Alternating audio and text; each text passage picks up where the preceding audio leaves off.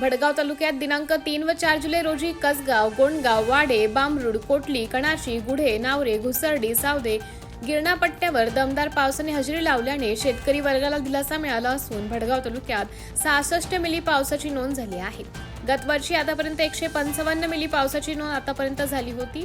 कापूस नगदी पीक असल्याने सर्वाधिक पेरा यावर्षी झाला असून भडगाव तालुक्यातील कापूस लागवडीचे उद्दिष्ट 25,820 हेक्टर असून आतापर्यंत 16,202 हेक्टरवर कापसाची लागवड पूर्ण झाली आहे. खरीप हंगामाचे एकूण उद्दिष्ट क्षेत्र 35,764 असून 17,693 हेक्टरवर पेरण्या पूर्ण झाल्या आहेत.